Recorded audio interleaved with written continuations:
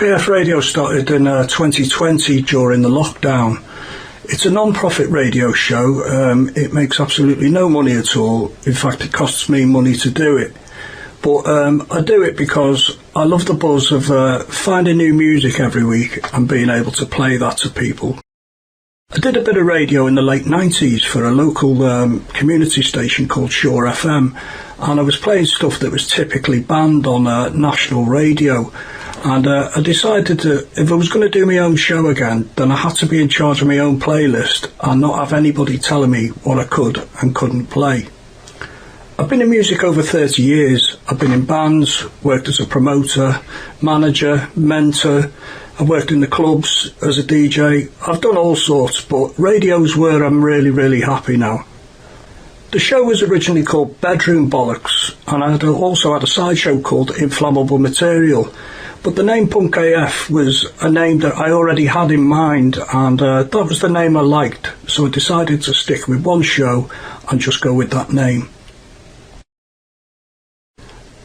I started off broadcasting on Facebook, but I got kicked off after about 5-10 minutes for copyright breach, and I ended up looking really stupid. But I really wanted to do it, so I got myself a pro DJ licence and moved it onto a more stable platform called Live Sets. The name Punk AF is a reference to one of my favourite UK bands called Idols. Drummer John Beavers has Idols AF on his drum skin, and it's a reference to themselves earlier on in their own career where they referred to themselves as Idol as Fuck. They also have a community group page called All Is Love AF Gang, and that promotes mental health well-being. And being somebody who's suffered all my life, I was really keen to promote mental health on my show as well.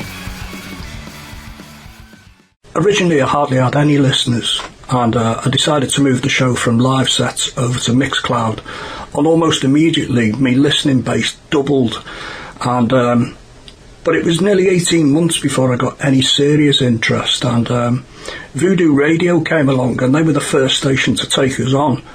And literally a week later, I got another call from Paris, and a station called Raptors took us on, and we went from being on 0 stations last year to being on 26 today.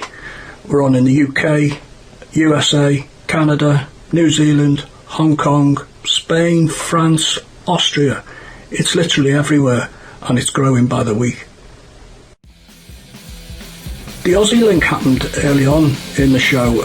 Originally I didn't know much about the Aussie scene at all. I was just playing bands like The Chats, The Saints, Amel and the Sniffers, and it was just late one night when I was scratching around looking for something to play, and I went on Bandcamp and I typed in Aussie Garage Punk, and I found this band called In the Esky, the Curb EP, and I started playing that on my show, and I struck up a real friendship with the frontman Robby Wood, and I had no idea at the time where that was going to take us. I started finding all these other bands, Combi Killers, Owen Guns, Danger Men, Square Tugs, cracking band called Serial Killer Dinner Party, Dad Fight, and loads of others. But like I say, it was that chance encounter with In the Esky. I had no idea it was going to take us over there. Well, I've suffered with my mental health most of my adult life. I was first diagnosed back in 1992, but at that time I was doing drugs, I was homeless, I'd had several suicide attempts, and the doctors didn't really take me too seriously, but there wasn't the spotlight then on mental health the way there is today, and I didn't realise back then that I was very unwell, and not really in a good position to be making sensible decisions, and I went from one disaster to another. It wasn't until Jessie came along in 2004 that I actually started to change my ways and became more responsible, and that further changed in 2009 when I became very poorly, and I found myself also taking custody of Jess and in a position where I was going to be a single dad and looking after her. And that was an opportunity I grasped with both hands. But I remember late one night where I'd been taking speed and I had these really mad palpitations, and I was just looking at her there lying in bed, and I thought, what happens to her if I snuff it now? She's got no one. And it really hit me, and I threw all the drugs in the bin. I stopped drinking, and I've never touched any of it since, and it's the best thing I've ever done in my life. In 2013, my dad passed away, and I found myself in a really bad place. My dad was my hero. He was everything I looked up to, and all of a sudden he was gone, and I was grieving. My mental health took a real dive, and I ended up back having counselling again, and for the first time in my life I had some serious counselling. I had acupuncture and all sorts, and they literally unravelled my life right back through to my childhood, and I then sort of started taking stock of my life and realising that decisions and that I made through my life, I had to own them, and I do own them now, and I realise that I am a good dad, I am a good person, I've made mistakes, but I own them. Last year I had a nervous breakdown, complete and utter public nervous breakdown. I was posting all over Facebook that I wanted to die, I didn't want to be here anymore, and I didn't realise what an impact that was having on my daughter. Jessie has been suffering with her own mental health problems, but that's her story to tell, and she'll tell that if she wants to, but I didn't realise at the time that my behaviour was impacting her, and it's only when I realised that that's what I was doing that I was able to sort of pull myself up, because you've got to realise that the way you act as an adult impacts your children, and I wasn't setting a very good example at all to Jessie, and I'm really quite ashamed of that. I'm really quite sorry, but I was able to pull myself back round from that. It was coming up to her 18th, and we were deciding what we wanted to do, and I said to her, what do you want? Do you want to jump presents? Do you want a party or whatever? And she said to me, well, I quite fancy going to Italy. And I said, okay, let's fuck off to Rome then. And that's what we did. And although mentally I still wasn't in a great place, and neither was she, we went, we did the trip, and we realised that it was good for us both to do that.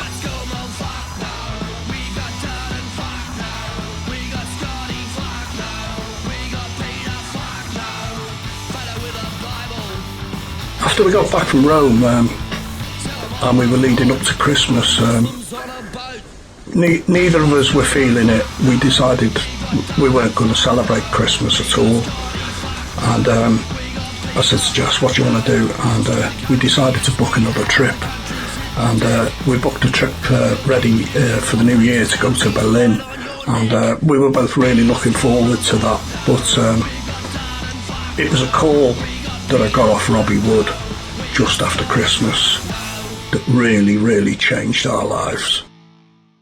My band In the Esky released our debut EP on Bandcamp a few years ago now. It was actually just before we recorded the EP just before COVID hit, and we released it on Bandcamp, and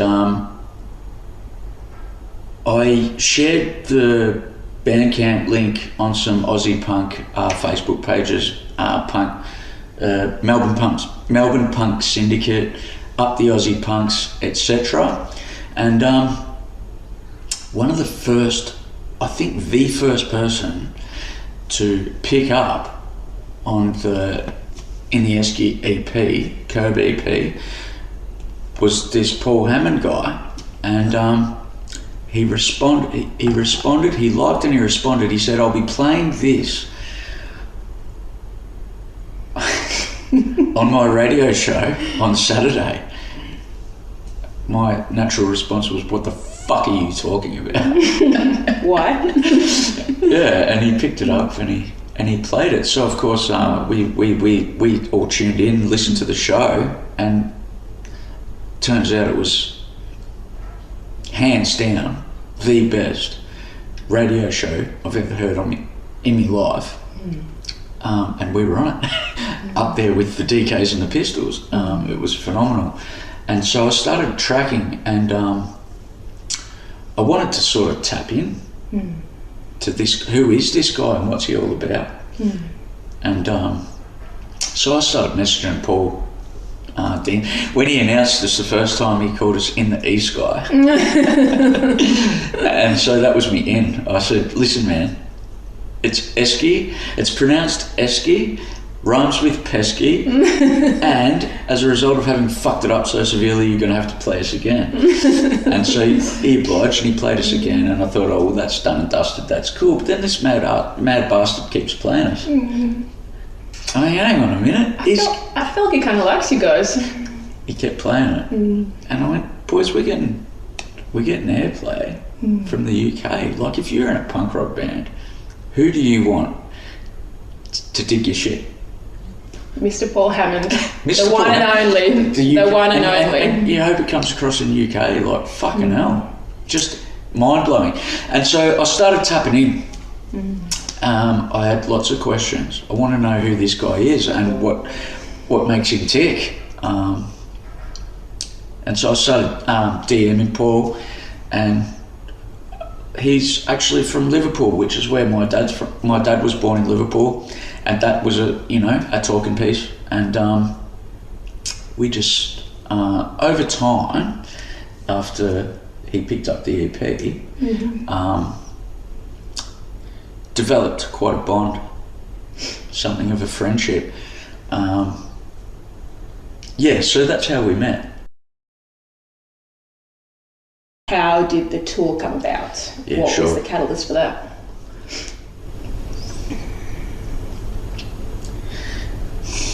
I'm going to respond. I'm going to try not to get emotional. No, get emotional.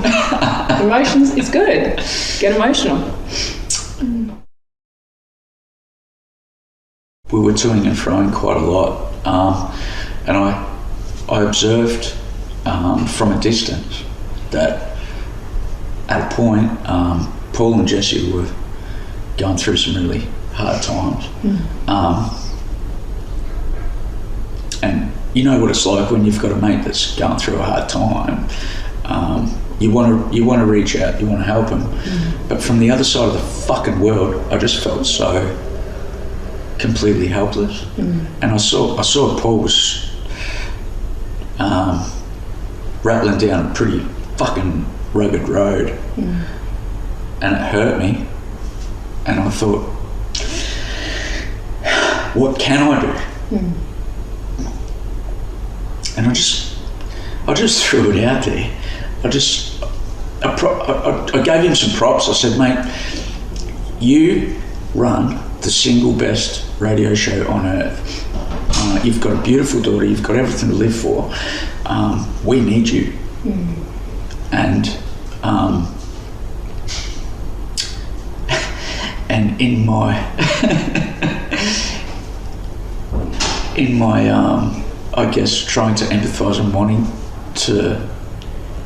wanting to really help out, I said to Paul, I put it to Paul, "Listen, mate, if you ever find a way to come to Australia, I'm going to roll out the fucking red carpet for you."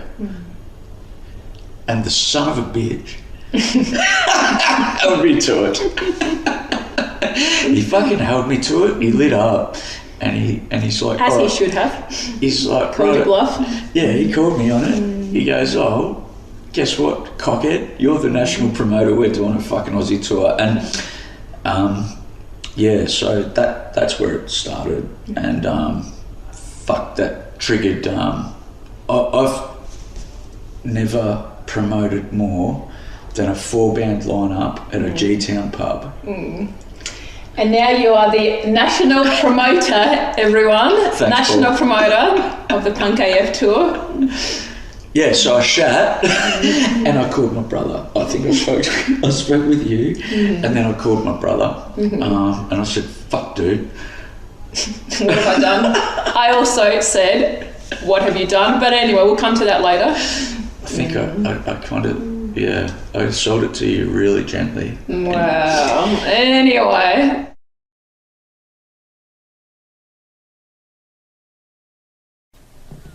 Do you remember the first time I come in and I said to you, we might be going to Australia? Robby's just said, come over to Australia. Do you remember that? Yeah. And what did you think? It was like a weird fever dream. You just said it to me, I'm like, all right then. Sort of like, not really believing it. I mean, can you remember when that was? It was around Crimbo, wasn't it? It was I think it was December, wasn't it? Something like that. Yeah, it's got to be, hasn't it? Because we'd been to Rome, hadn't we? And it was definitely before we went to Berlin, but it just didn't seem possible, did it, at all? Yeah. I mean, Rome, that changed everything for us, didn't it? Because we were having such a shit time, weren't we? And Christ, when we went to Rome and we were at the airport, I didn't think you were even going to get on a plane. You'd never been to. You'd never been anywhere, had you? No.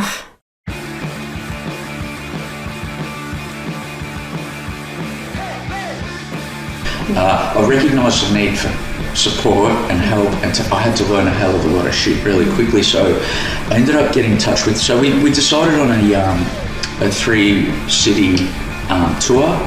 So it was to be Melbourne, Sydney, Brisbane.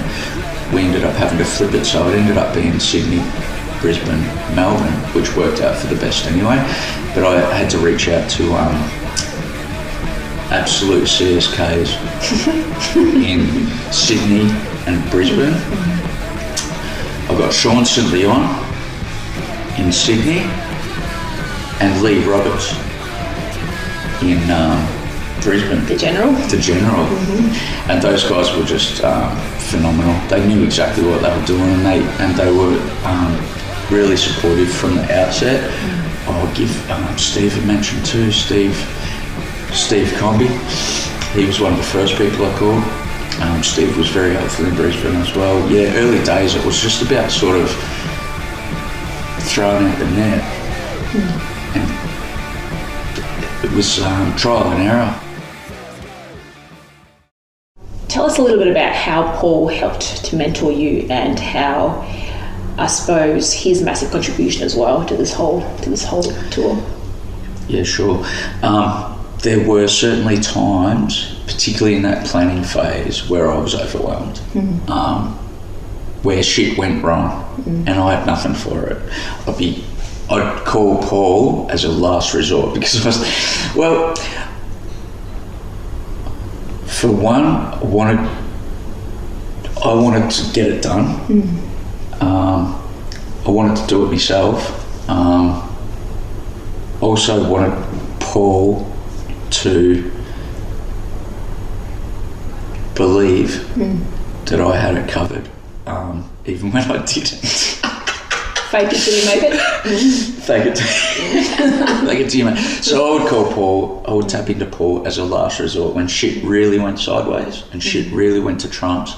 I'd go, fuck, I've been to my brother, I've been to Sally, I've been to fucking the General, and this is still broken. And I'd go, shit, all right, humble yourself and call the man himself. And he was always just so calm and supportive of me. He'd go, no, don't worry about it, mate, we got this, you know. And it just filled me with confidence. Every time I speak with Paul, he just fills me with confidence. And he's an absolute legend. Yes, he is. Yeah. And a very good friend. Yeah, great friend. Just a really kind, gentle soul. So we got it done. Hello, my name's Marty Brown, often called Uncle Marty.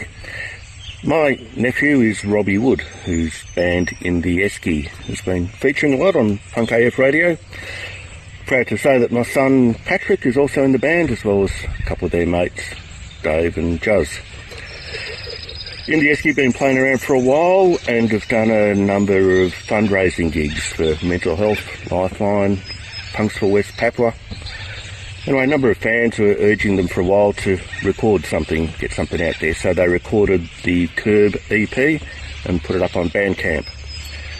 Next thing I know, Robbie gives me a ring. So, Uncle Marty, some lunatic from England has just been in touch. Says he's got a punk radio station. He found our EP on Bandcamp and he wants to play In the Esky on his show. So Robbie sent me the link so that we could have a listen. Since then, as you're probably aware, Robbie and Paul have formed a great friendship, which culminated in them somehow deciding that the Punk AF Radio should come to Australia and put on a number of fundraising shows.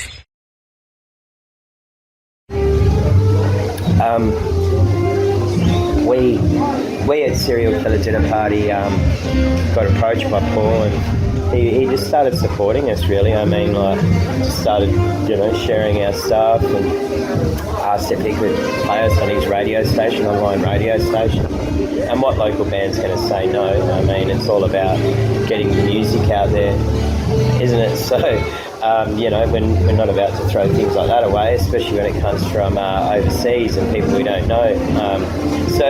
He started playing our stuff. It was awesome. And, the bands and stuff, you're always in competitions, need votes for this. It's always a popularity contest. Music is a popularity contest. People hate hearing that, but it is. The more your music gets out there and the more people that listen to it, the more people that like it, the bigger and better that you are. It's just the way it is. For me, a really pivotal moment was when you told me about how Paul broke down online during his show one time, speaking about the situation in Ukraine. As someone who was born in Kazakhstan, in the USSR, that's very close to home for me. And it really, for me, highlighted Paul's capacity for empathy. I remember that day. I was very touched by Paul's reaction because, the conversations that I've had on that topic have been very different here with other people, but the way that he was able to feel for the people over there really just highlighted to me the person that he is, and that was quite pivotal.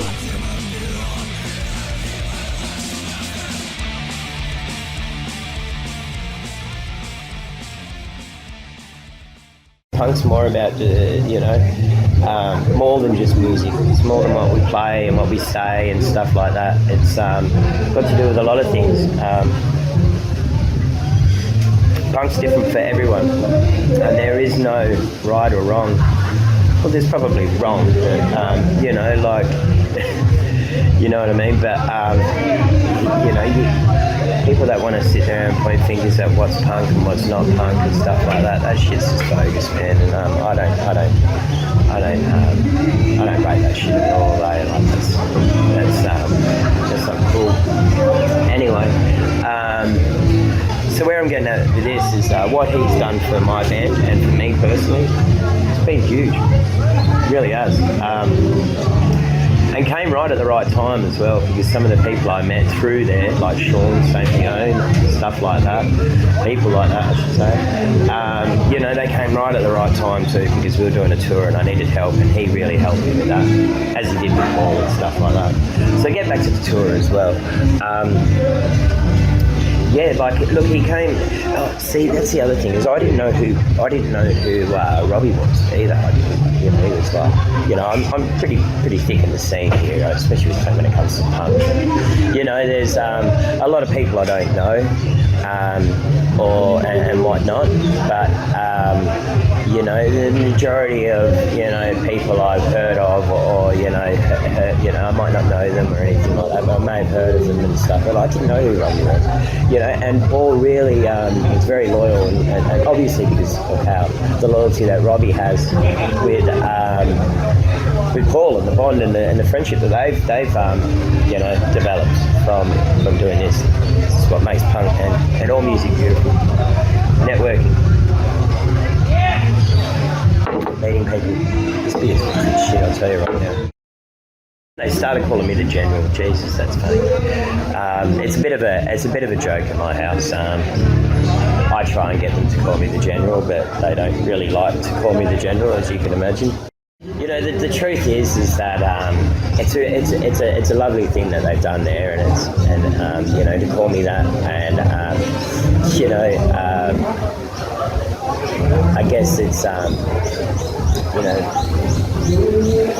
the respect they have for me and what I've done over here as well, and I guess to see that that's been noticed is a huge, you know, a huge thing for me. So I do thank you for that. How many times when we were sort of you know, leading up to Australia, did we just didn't know whether we were going or whether we were not going, weren't we? And then do you remember when we were sat in the lounge in Oslo, and we got that text through off Adrian saying we need a photograph of your passports, and conveniently we had them there right in our hand, didn't we? And that was the point when we knew that we were going to go to Australia. And somebody's beeping me now, but I'm not turning it off because we're recording anyway. So yeah.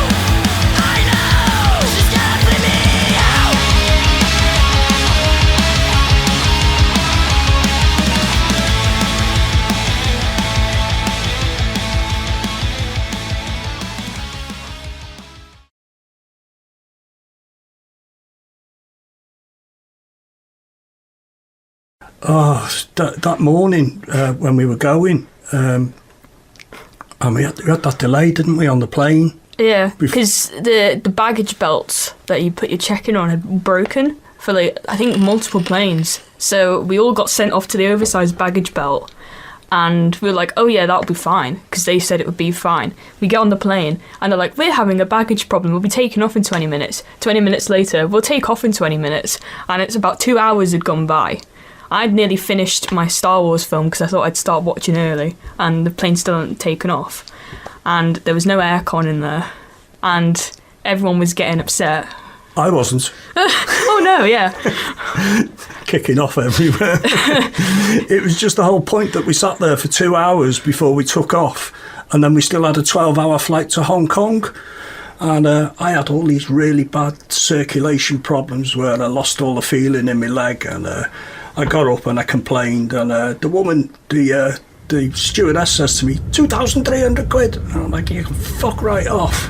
I'm taking a sleeping tablet. And then I remember sort of waking up, and I said to Jess, how long to go? And she went, 7.5 hours. And I'm like, oh, fucking hell.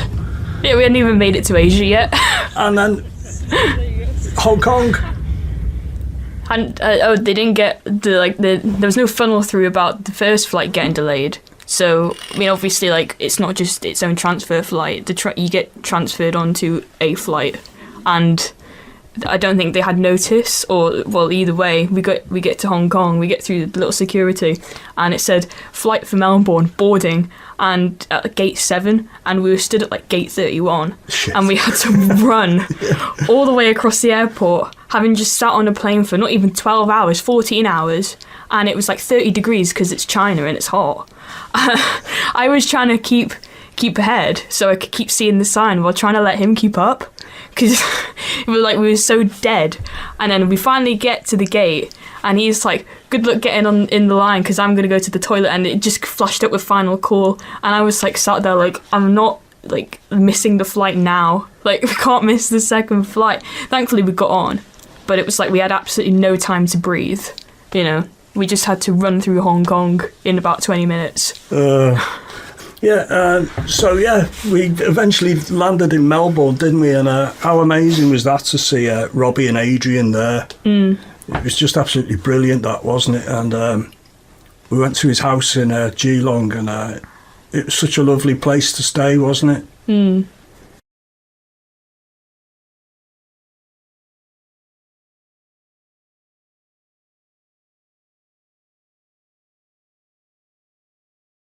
Yeah, Adrian came down from Rockumentary for the tour. Which was very good of him to do. Absolutely, and it was important because he put so much into the band and put so much into the tour, and he really propped me up. So that was awesome to have him here. And Adrian and I, on the day that Paul and Jessie flew in, Adrian and I drove up to Tullamarine. I'd done up my little punk AF radio sign in the style that Paul does it on the Took them a little hamper. That was on me, by the way, just saying. Couple of G-Town's finest ales and Furbies. Which Paul doesn't drink, but anyway. Doesn't matter. Adrian and I Robbie sorted drinks. them out. Luckily, Robbie drinks, that's okay. They didn't go to waste. We sorted out a couple of furfies, and we met Paul and Jessie, and to see them walk into Tullamarine and be waiting for them, it was just, it all became real at that moment, you know? It never seemed real until the moment they walked into Tullamarine Airport. Yeah, it was rad. And, and even though their first date was Sydney, it was important that they first came to Melbourne and spent that couple of days with us. Yeah. And it was a beautiful couple of days, wasn't it? It was, and we wanted them to feel that this was home, that our house was home. And we are your people. And I know they felt that, so that was very important for us. Yeah, and so we cruised around the Bellarine Peninsula where we live. Managed to run into some kangaroos and shit.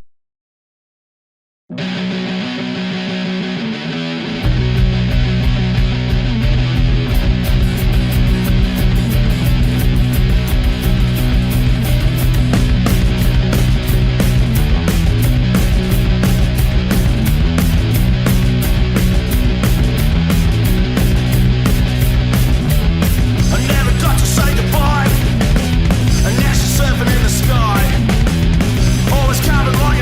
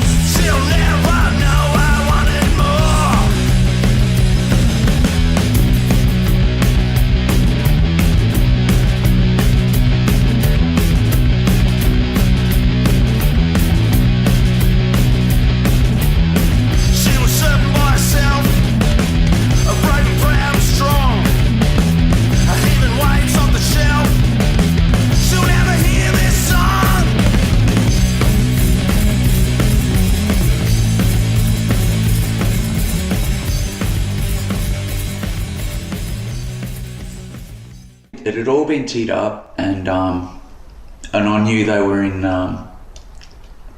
more than capable hands when they were getting up to Sydney and hanging out with Sean. Likewise with the General in Brisbane, it was all cool, except I was still the national promoter for the fucking tour, so they've bailed, and I'm here on the laptop losing my shit with ticketing going wrong and the admin stuff, and I just couldn't rest because I'm not there on the ground. I had to know that it was working out, and that was fucking stressful. Once they left here, it's like, oh, I'm not in direct contact with them anymore. We had fucking communication issues with the phones, so I was dealing with all the venues, the bands, fucking the promoters, and ticketing and admin, and I was just tracking it like a fucking psychopath, trying to make sure that everything was rolling. G'day cunts, Sean the Bastard from the Owen Guns here. When Paul hit me up saying he was coming out to Australia with Jessie, I jumped at the chance to help him organise a Sydney gig. Originally my band, the Owen Guns, were going to play, but my drummer turned out to have some family things going on. He had a family holiday, so we couldn't play it, which was pretty shit. But show must go on, so we found 4 really good bands, put together a gig at the Mosh Pit. Give me a B! B! Give me an O! O! Give me an N! N! Give me an O! O! What's that spell? Cunt! What's that spell? Cunt! What's that spell? Cunt!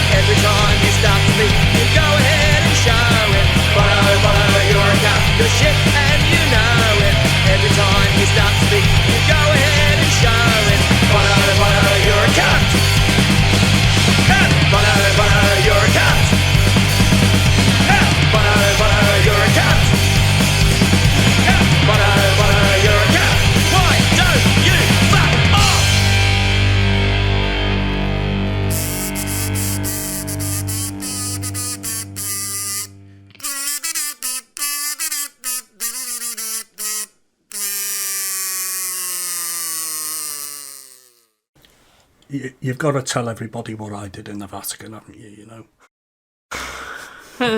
Yeah. So, the Vatican is obviously religious, so I was trying to be respectful, and we ditched our guide for, like, just for the day. We just ditched them. And they started ringing my dad. And he had like this really rude ringtone going off really loud in like just an echoey part of the place. And the panic that set in me trying to get him to turn it off. And he couldn't do it. Go on, ring it. See what happens. Okay.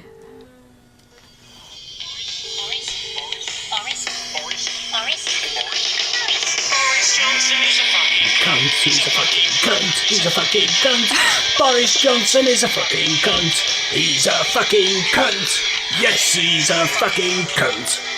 Boris Johnson is a fucking cunt. He's a fucking cunt. He's a fucking... Going off all over the Vatican. How cool is that? How embarrassing a dad am I? We literally had no time to get over that flight, did we? And then we had to. We took another flight straight away to Sydney, ready for the first gig. And again, I was really, really quiet and well behaved in the airport, wasn't I, Jess? Oh yeah. What happened? You stepped on a conveyor belt when you're not meant to and set the alarms off. Our bags took ages coming through, and then when they did come through, someone had packed a laundry bag which got stuck in the entrance where the bags get funneled through, and some people started walking around to get it off, and my dad's just like, I saw him walk over like to the other side, not where the bag was, just to where the conveyor belt was, and I stood there like, he's not going to do it.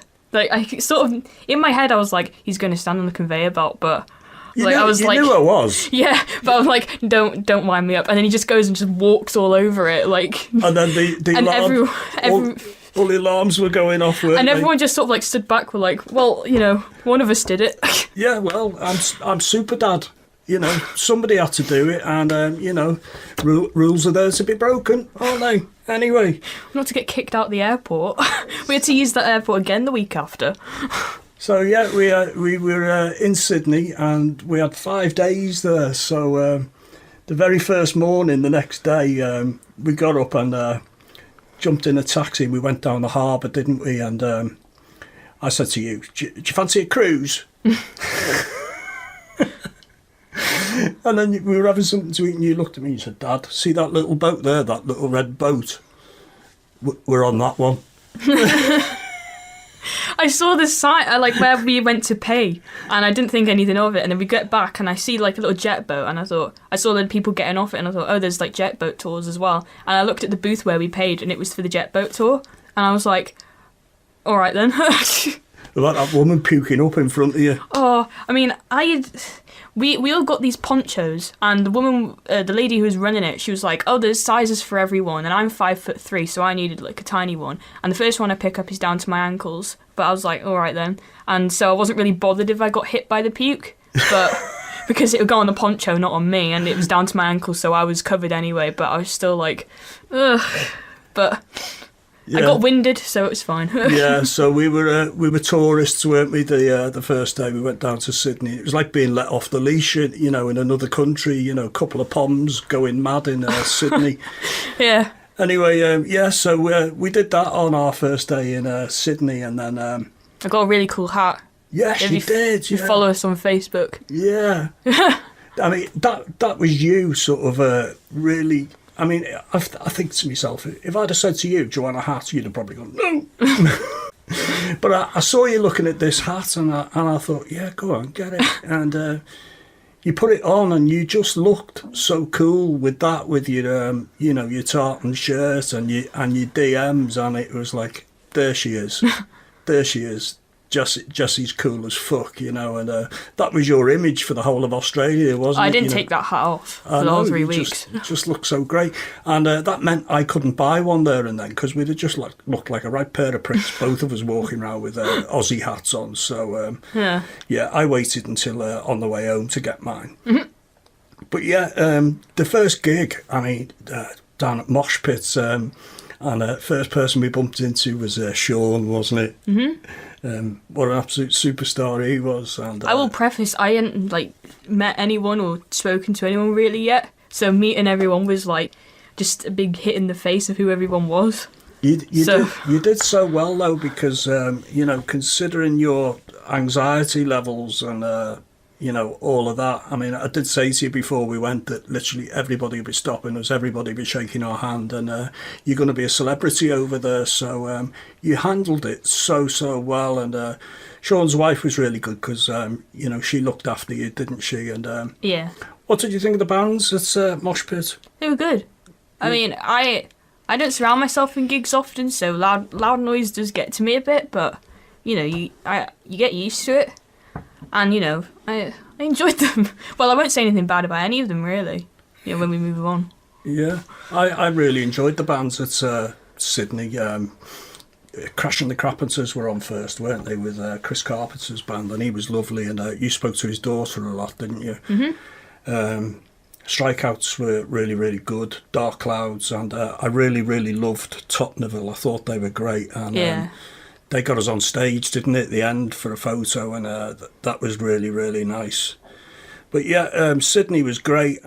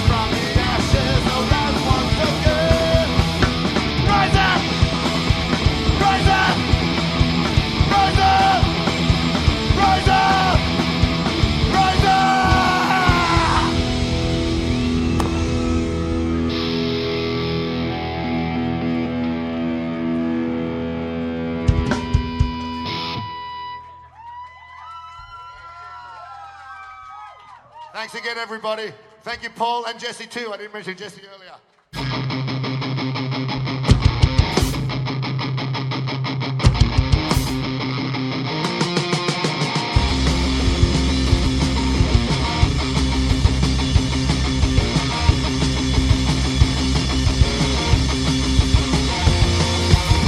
Take a chair, have a seat.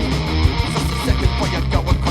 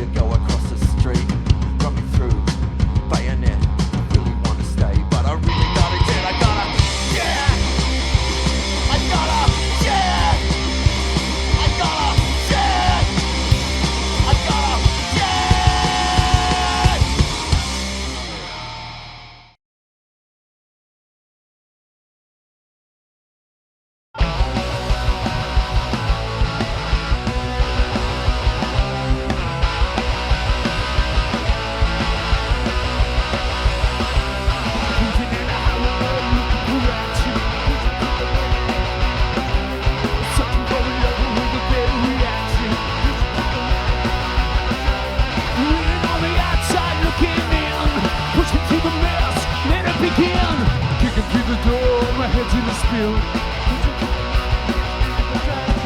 I don't understand. Travel the world and seven seas.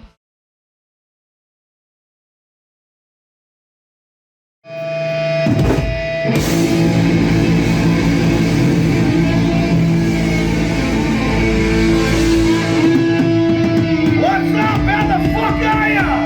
We're Tom Noel from motherfucking Wollongong City, Australia. 1, 2, 3, 4.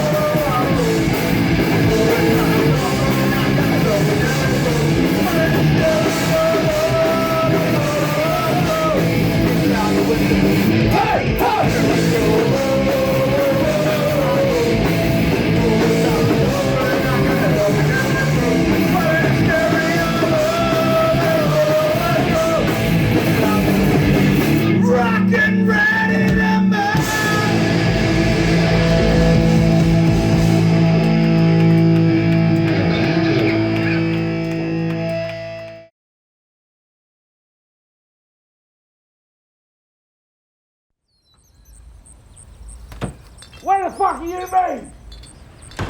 Answer me, you piece of shit! Why do you even fucking care? Stop your fucking dad! Maybe you should try acting like it. You're a useless cunt, just like your fucking brother! He's been more of a dad to me than you'll ever be. You'll end up just fucking like him! Good, I fucking wish. If you don't want to be here, then fuck off! Fine, I will. Fuck off, cunt, and don't come back!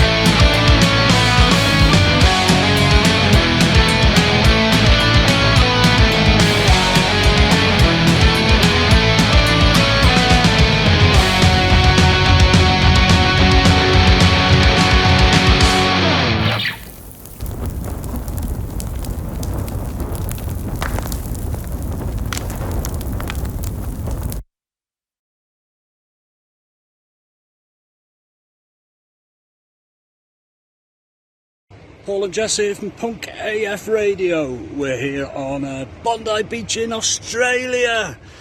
Never thought in my life we'd get to a place like this, but here we are. So thought we'd better check in and say hello to our friends and family, let everybody know that we're okay, and say hello to all our Aussie friends. We've been away a week now, is it, Jess? We left last Monday.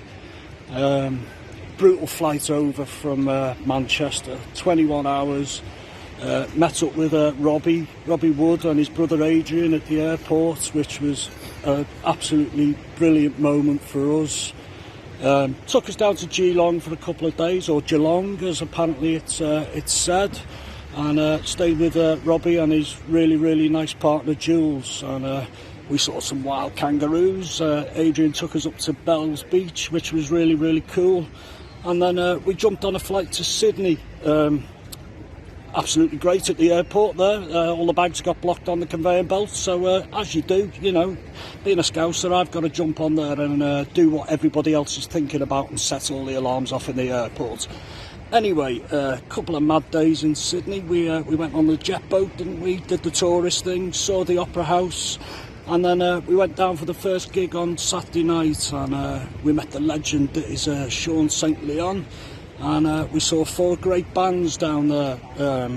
Crash and the Carpenters, really good. What a frontman Chris Carpenter is. Strikeouts, really sort of, they're like the English band, John. I kept telling them, you're so like them, but they were really good. Dark Clouds, amazing. And Totnerville just blew me away. Really good band. So tomorrow we're flying on to Brisbane. We've got a gig on Saturday, 7 bands at Tomcat down there in Fortitude Valley. Come on down, it's $20, or you can pay on the door. It's going to be a great night. So we look forward to seeing you down there on Saturday night, and we'll check in with you again sometime this week when we're not busy. Ciao.